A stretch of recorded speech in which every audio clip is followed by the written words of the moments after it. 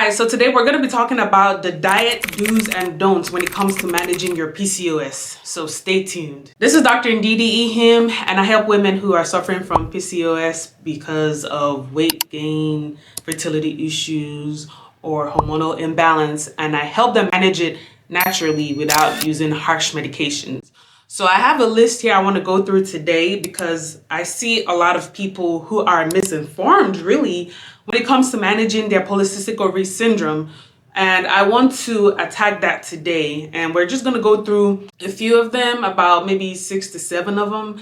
And if you do any of these right now, comment down below, let me know. And if there's anything that surprised you that you didn't know, I want to know what's going on out there, okay? So we're going to talk about the things you need to do first with your diet, okay? So number 1, this goes without saying, focus on whole foods. That could include whole natural nuts, grains, vegetables, lean proteins. That could be like chicken, fish, and your body accepts them way better than any kind of processed food or anything out there. Avoid foods with sugar. Avoid foods that have refined carbohydrates. So most times if you're not cooking straight from scratch, you will have to learn how to keep turning the back of whatever it is that you're eating to see how much sugar is in there and how much processed oils, like the oils they used to make them, how much of them, if it's even in there. If it's in there at all, I always say avoid them, run away, go the other way, because those are the things that you eat that are damaging your progress in regards to weight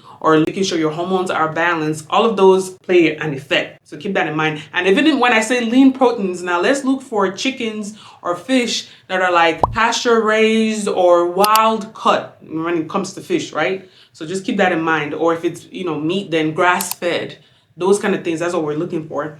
Number 2, balance out your macronutrients. Macronutrients are the nutrients abundant in our food, more than the other little ones that are like maybe zinc here, But macronutrients are like the big ones. So your carbohydrates, your proteins, your fats. Don't run away 100% from those because your body still needs it. Especially when it's cold, that's where your body pulls from the fat. When you need energy to move around, walk around, be energized, especially if you're dealing with PCOS, fatigue is a bad symptom. So you still need your body to be able to pull from those nutrients. So you need to balance it out. That's what I'm trying to say. Don't have excess of carbs and you don't have enough protein to support your muscle, create those energy stores, right? And we could find a lot of these in foods such as grains, legumes, beans, garbanzo beans, I really like that one. Lean proteins such as poultry, fish, plant-based sources.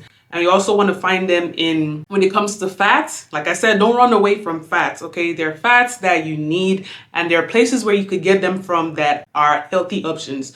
So let's talk about avocado. Avocado is great. It's good in vitamin E. We need that for our skin and a lot of processes that happen in our body. We also get them from nuts, from olive oil. Olive oil is the only oil I cook with. I had to change out everything. I started out with vegetable oils and I had bad experiences. I kept trying to figure out, why do I keep breaking out? I had to find my way to the oils that I eat. And sometimes, even if you go out to eat, you can't depend on the oils that they cook with because you didn't cook that food. And most restaurants just use cheap oil. So that's why you don't want to eat out too much because you don't know mostly what they use to make those foods. Now, except it's like a Mediterranean restaurant where you could say, okay, yeah, olive oil is the main thing they use to cook, then yes, I'll say go with that. Number 3, let's look for food that are low glycemic index foods. If you've heard of low glycemic index, it means foods that when you eat them, your sugar doesn't just spike up like, woohoo, what just happened, right? So those are the foods that we need to look for. And these you could find in, again, whole grains, legumes like beans, non-starchy vegetables, and most fruits. Those are you probably want to do your own research depending on what you like. See what foods you could eat that are low glycemic index foods. I'll throw one out there that is not. Potatoes. Potatoes spike up your sugar. Makes no sense. You should just avoid it, especially the white ones. Number 4, have regular meals and snacks. Do not starve yourself. Even when people say do intermittent fasting, okay, that's cool, right? But inside of those 8 hours that you give yourself to eat, don't go like, you eat once in those 8 hours and then you stay without food until the next, like you're making your body go crazy. Like, what is going on? We're not balanced. Let's start reserving and holding onto all these nutrients, because this person might be dying. Maybe they're in starvation mode. We don't know what's going on. So the good thing you're trying to do might turn bad for you. So just keep that in mind. Also, number 5, let's talk about healthy snacking. Choose healthy snacks like nuts, seeds, yogurt, or fruit to keep your energy levels stable between meals. Now, let me say this with the nuts. Make sure it's plain nuts, organic, none of those extra honey, sweet salt, light salt, zero salt, sea salt. No, keep it very plain. None of those extra added stuff. Number 6, let's talk about portion control. How are you eating? How big is your plate for each meal that you eat? There's a rule I remember from, I used to watch Tyra Banks, her show a long time ago. And there was a rule that they said on there that whenever you eat, make sure your plate doesn't, like the size of your food is not bigger than your fist. So if you normally eat and it's bigger than that, then we have a problem, especially the carbs. There's no reason it should be bigger than your fist. Number 7, hydration. It goes without saying, please, please, please drink plenty of water. Stay hydrated throughout the day. If you go use the restroom and you're like, when is the last time I peed? That means you haven't drank enough water. And when you do pee, if it's very golden, very yellow, that means you're dehydrated. You haven't drank enough water. So if you normally do like the bottles of water, you should be doing no less than 6 a day just to even start. So just keep that in mind. Now, let's get into the diet don'ts. Do not do these if you're trying to, make sure that you have your PCOS under control when it comes to your weight. Number 1, highly processed foods. And what do I mean? I mean sugary snacks, desserts, refined carbs, cereals, white bread. Stay away. Stay away. You are just opening Pandora's box for all the crazies. And if you have a lot of this in your diet, that's part of the problem. And if it's hard for you to discipline yourself, maybe you want to start with, I'm going to drop one thing this week. If you eat white bread every day for breakfast, drop white bread this week. See how you feel. Next week, drop this and the sugary cereals and all the stuff. Drop that out. The 3rd week, then you go into my sugary snacks. Instead of eating sugary snacks, I'm going to eat all this plain goodness, right? I'm going to take my bananas to work. I'm going to take my apples to work. Make sure it's organic apple, things like that. Number 2, avoid sugary beverages. That was one of the main things that have really helped me, especially when it came to like having a lighter period, no pain period, reversing my cystic acne. Sugary drinks, run away. So if you drink soda, if you drink those store-bought juices already made, if you drink the alcohols, like reduce it and go, none of them, 0. Number 3, excessive saturated fats. Stop eating saturated fats, especially ones you will find in red meat. There was a study done where they saw that people who consumed red meat, that would be like beef and things like that, were 2 times more likely to have type 2 diabetes later on in life. Because the red meat already comes with so much fat that when you consume it, your body doesn't break it down properly and it gets stored in your body. So the more you eat it, more and more every single day, or more times than not, you are exposing yourself to have that increased risk for type 2 diabetes. So just keep that in mind. Other places where you could find saturated fats will be full dairy. So if you're drinking like a whole milk, mostly whole milk, you will find it there. If you're taking processed foods that come in like cans or things already made in a different way, those will increase your insulin resistance and expose you to more inflammation than you can see.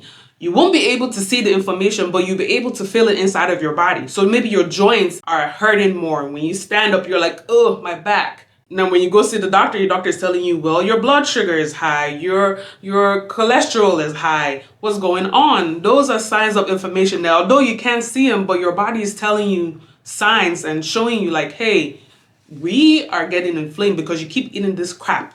Stop. Even cheese, throw cheese in there too. Number 4, trans fat.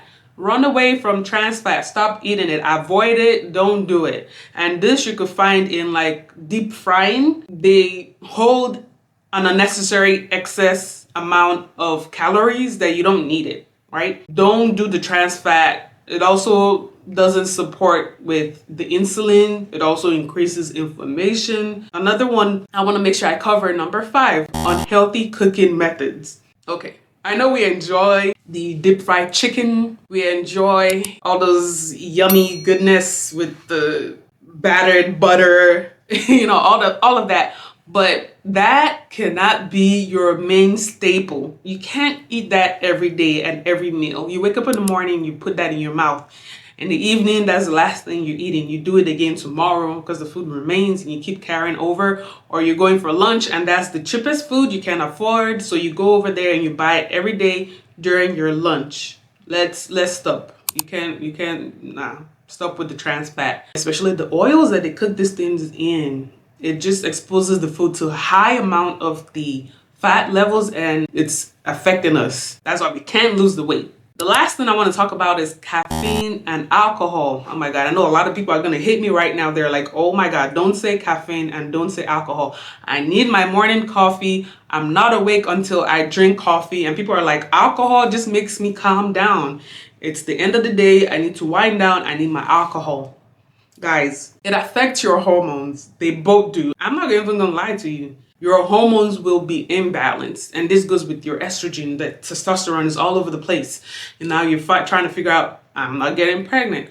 I can't have a baby. I'm not having regular periods. I don't even have a period. And, some people are like, that's why I can't lose weight. My insulin is out of whack. It's contributing to stress. So you don't want to do it. If you can, have moderate intake, reduce the intake, and if you can at all, even better, 0. Okay? You don't need the caffeine all the time. You could get caffeine in probably dark chocolate with no other added sugar. It's in there, right? You could get your caffeine. If you have to do coffee, then go with the organic coffee, right? Go with organic and save yourself a whole lot of stress.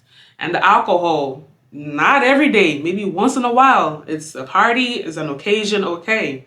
Try not to have so much of the bottles at your house so you don't get tempted to. And if you're doing all these things, start with detoxing, cleanse out your body, and start from fresh. So these are the things that I wanted to cover today in regards to your PCOS. I hope all of these help. If you try any of these, let me know how they've been working for you. Make sure you subscribe. If you haven't, let me know what you're going to try and come back here and tell me how it worked for you. Until next time, my name is Dr. Ndidi. Make sure you subscribe. Thank you and take care. Bye-bye.